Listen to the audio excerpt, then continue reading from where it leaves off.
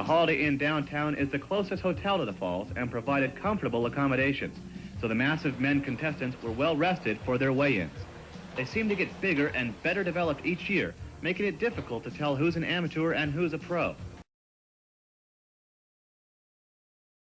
In the light heavyweight class, it was a hotly contested and disputed decision between two local favorites, Derek Mackey from Buffalo and Rick Porcelli from Rochester. Derek won the class on a split decision, probably due to his very cut muscle development and dense appearance. Weighing 190 pounds and standing 5'7", the 29-year-old Mackey has been around for a while, winning many regional titles. So taking home a national level class title was quite an accomplishment. However, many felt that Rick was a better choice for the class win, since his pleasing and symmetrical development is hard to come by for many bodybuilders. He had a great posing presentation and really got the audience rooting for him. But that's nothing new for Rick, since he nearly beat David Hawk and Rich Gaspari, two accomplished professionals, back in 1983. Rick just hasn't competed since then and was in Niagara Falls to make his comeback. And, despite his second-place finish, his competing represented a win in any bodybuilder's logbook.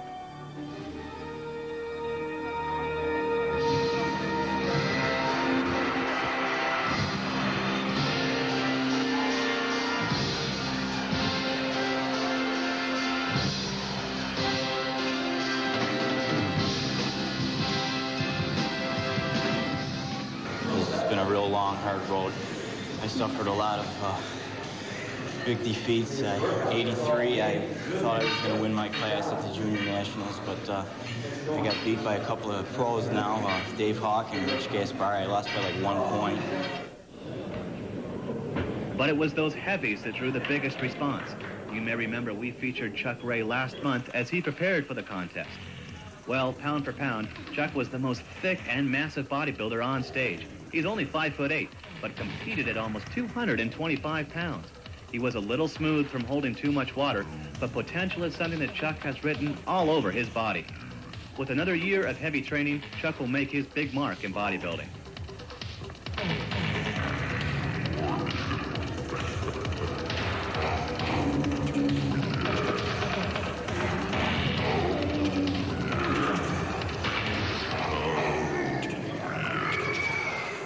In fourth place was Charlie Cynical, who arrived as the lightest of the heavyweights at only 200 pounds.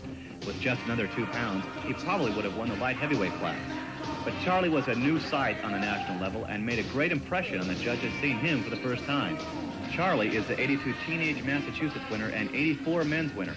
So hiding away for 4 years has put some real incentive in Charlie to get back into the sport he loves. I felt that I came in a little light. I weighed in at 200 pounds during the weigh-in. It's too light for me. I'm usually 210, 208, but I feel I did all right.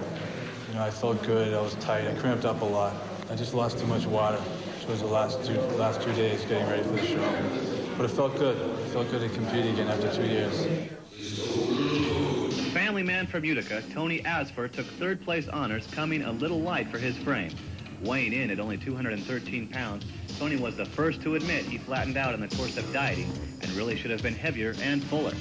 We've seen Tony in better condition and know what to expect from him in future competition. His symmetry is one of his better attributes in bodybuilding, and he knows how to present it better than most heavies we've seen lately. We'd expect to see him competing no less than 230 pounds the next time Tony hits the posing stage. And with his family by his side, he's bound to make it a family affair. His 3 brothers and their families all made the trip to see Tony compete. My family is super supportive. Without them, it would be difficult, very difficult. Getting ready for competition is very demanding, both personal and as a competitive aspect.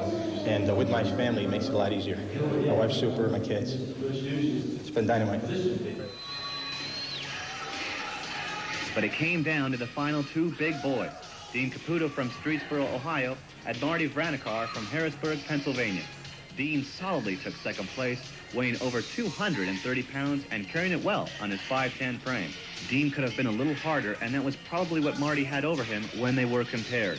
But considering that Dean put on over 15 pounds on his body this year, it may take another year to turn it into quality muscle. Knowing how Dean trains with dedication and consistency, you can bet on seeing him in unbelievable condition next year. Marty Franek easily won the heavyweight and overall men's division title. He's a classic.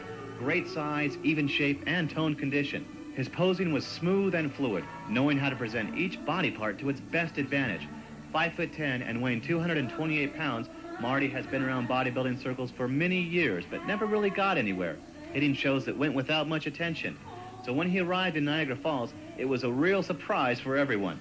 Like Dean, Marty owns and operates his own gym and trains religiously. He knows how to and learned to make the necessary changes it takes to become a champion. Basically what I did in this show compared to other shows, I've been doing more isolation exercises for certain body parts, such as rear delts, to define the muscles more. And I cut the power movements down pretty rapidly. Also, diet-wise, I've been on a much more bland diet, eating basic foods, such as chicken, fish, plain baked potatoes, rice, and so on. That's basically the biggest changeover I've had over in my diet to improve my physique over the year. Marty was a deserving winner and gave praise and credibility to the crown of the Niagara Falls Amateur Grand Prix.